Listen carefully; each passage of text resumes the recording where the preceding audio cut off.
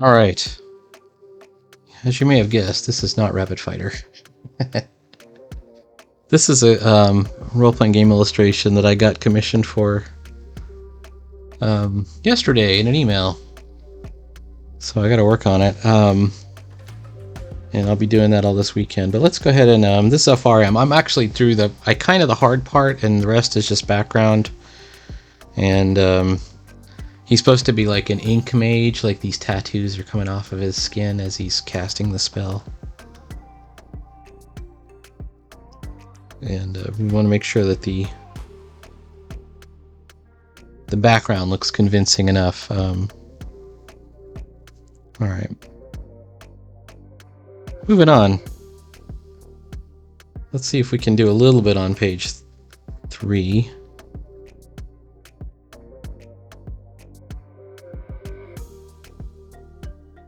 One of the things that we're going to do right away is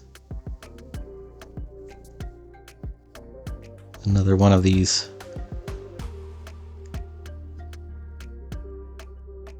robots in the background. These are Scourge bots.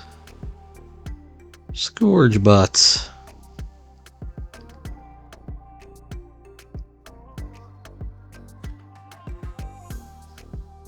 I was watching a live stream yesterday, actually today.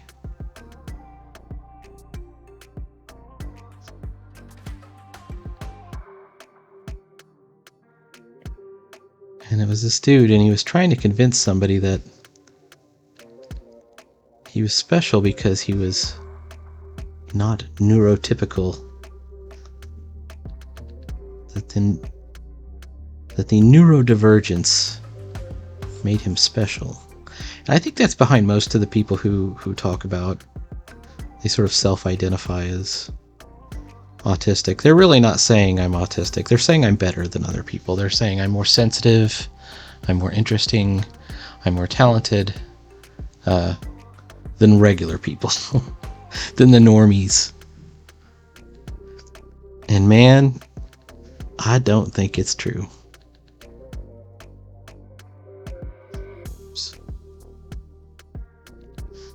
I don't think it's true at all.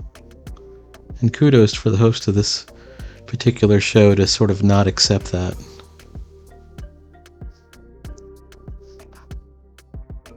Let's do another dent right here.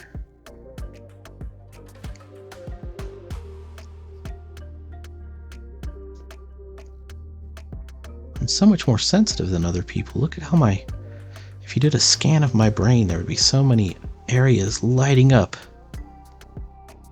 that neurotypicals don't have. Meanwhile, I mean, we're talking about somebody who can't really hold a job, can't really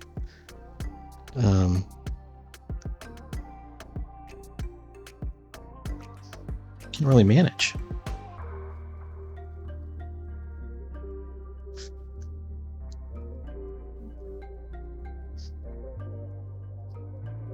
I don't understand.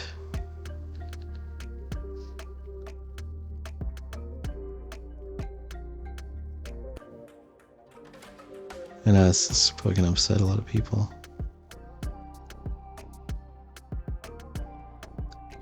I think if somebody is really autistic, I think we understand them as disabled, as incapable in a lot of ways. And I don't think they're more sensitive or more interesting or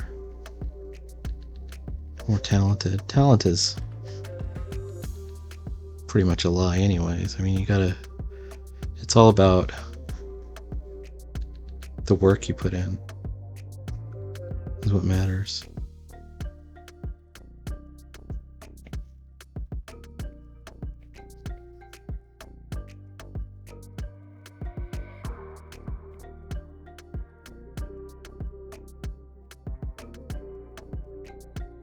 And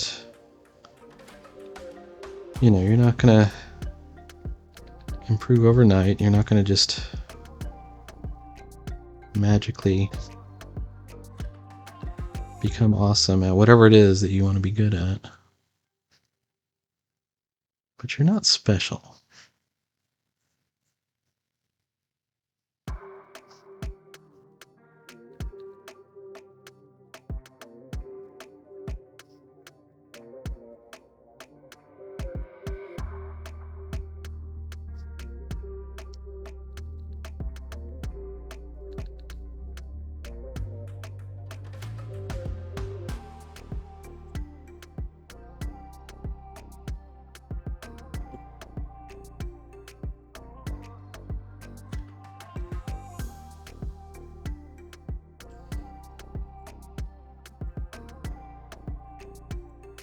These are my destroyed robots.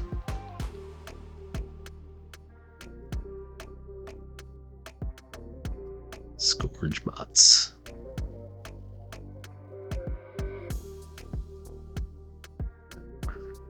I think that there needs to be some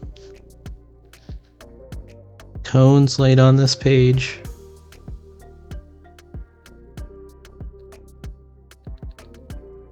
Let's say, how about this tentacle?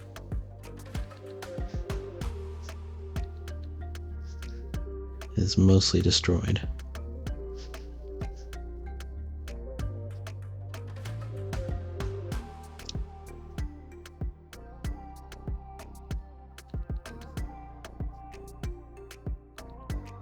By the way, these robots got destroyed all in the Isult.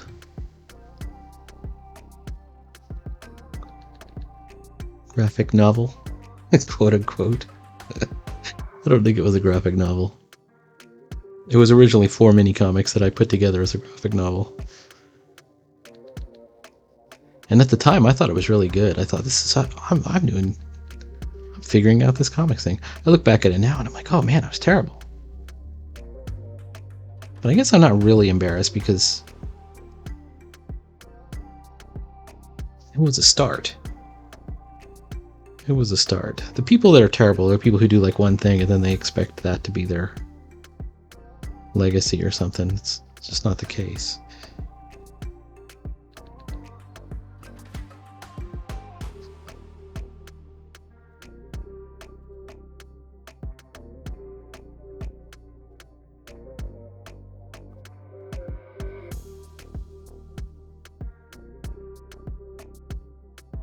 All right, let's take a look. You know what? I think that's close to becoming acceptable. Close. Not quite there.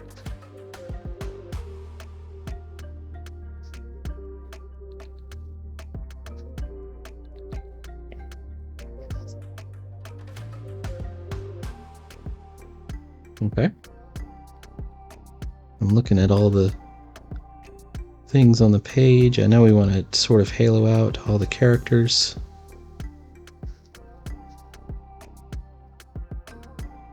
Make sure nothing's touching her directly. Or him.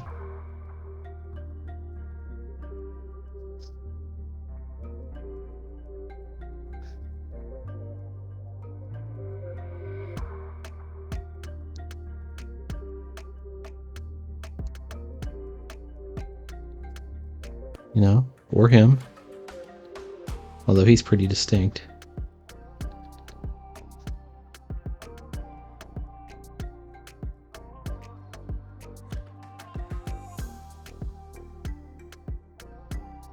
However, I don't want to leave people with a feeling of hopelessness for Mr. Autistic. There is salvation in practice, in striving, in the pursuit of goals, and in work. There's salvation in work. Put the work in. You will be surprised.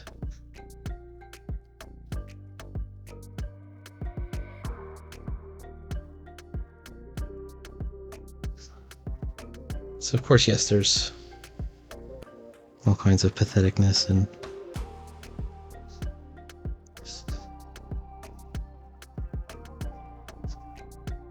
wallowing and sort of self-pity and what I think amounts to a supremacist fantasy. Like, I'm special because I'm autistic. I'm more talented and better than everyone else, and that's why I shouldn't have to try. That's why everybody should accommodate me, even though I do nothing.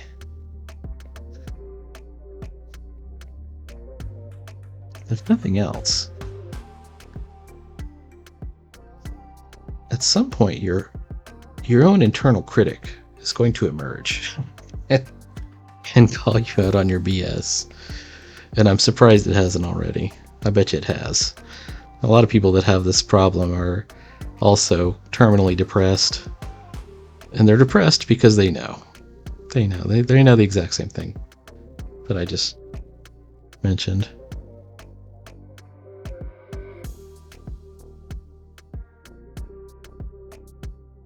They know it's BS.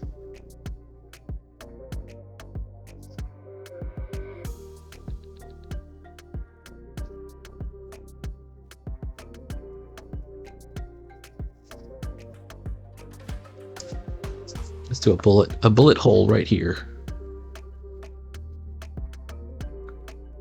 Or what I call a bullet hole. Kind of an impact crater.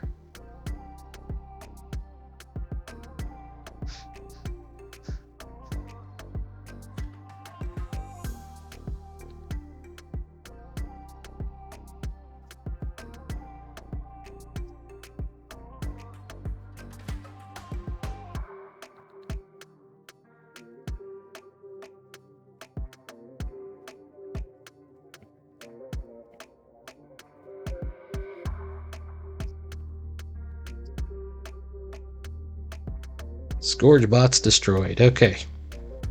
I kind of want to halo out the hand a little bit, because the hand is the most important figure, other than the characters. It is the most important figure on the page. It's the reason we're here. Okay, so we've haloed it out a little bit. And that's all that means, is just a little erase line around it. If we wanted to, like an old school artist, you might even do like little glow lines on it like this. And that would be okay too. Although we're going to leave those out for right now. Alright, let's throw down another layer. Layer 16. We're going to use the light shader. And we're going to identify the light source. I'm going to say that the light source is coming towards us. Whoops. Coming towards us from back here. Happy Friday, by the way, everybody.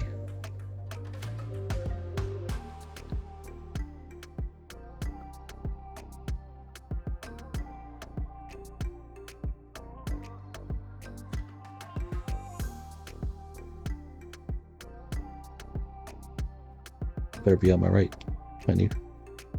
All right.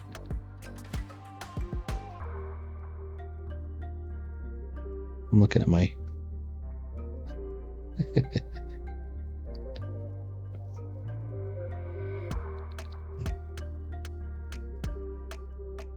the shaders are really cool because you can do these gradients with them, and it achieves almost like an ink wash effect. All right, it's light going that way. Boom. That means this face will also be shaded.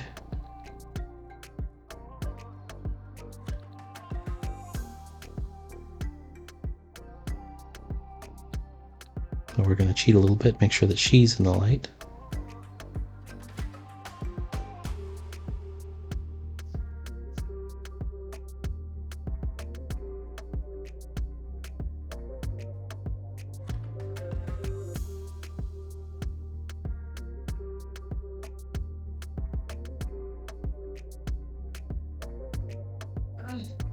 Get a little bit of light on her. Just like we did with the other halo, we're going to put a halo on her. Just enough. You don't need much. Less is more.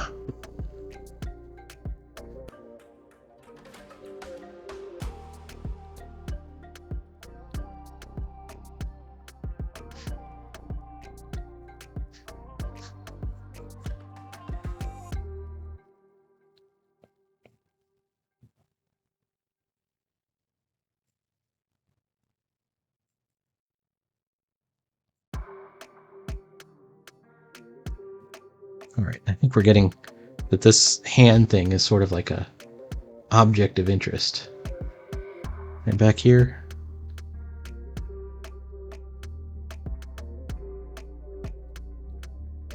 we'll wash him out. Got this part of the tree.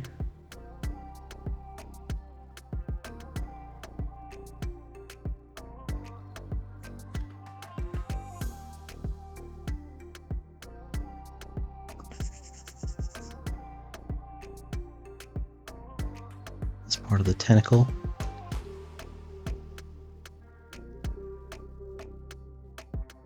That's part of this tentacle.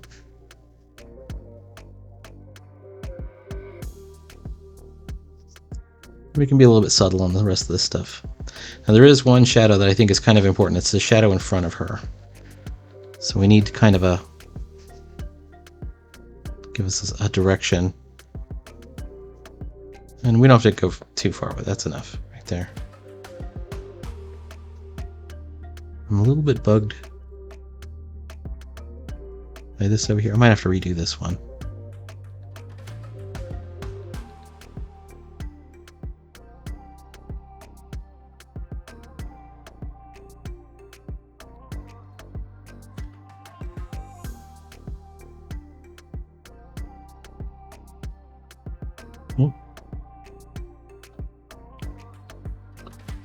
I'm lowering the opacity.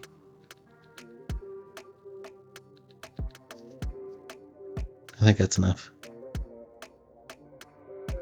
Because they're pressure dependent. Whoops, you can't really see that. You have to be very careful with, like, you know, how much pressure you're using. You gotta try and, you know, be really consistent with it. Alright, let's finish this one off. We're gonna go layer 17, we're gonna call that bubbles. BUBBLES. Technical pen. This one right here.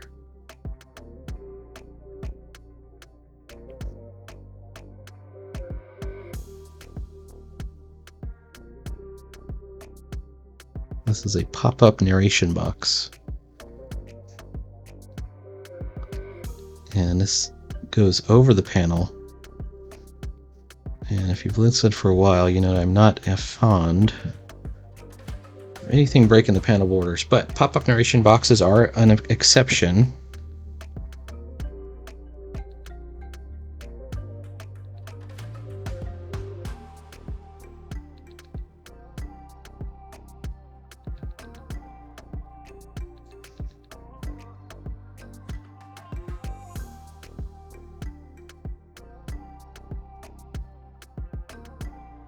There we go.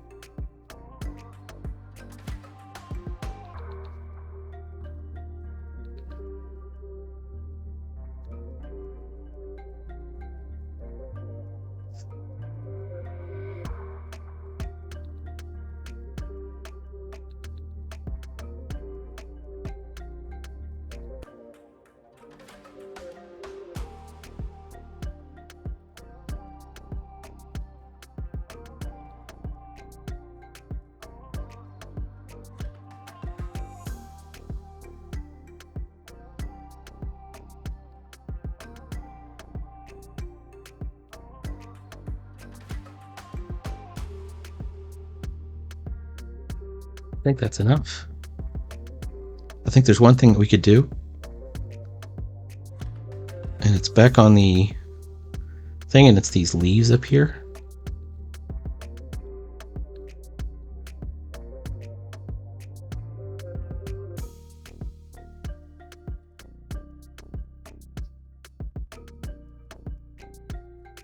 It's just a matter of making sure that you didn't go outside the lines, like I did here.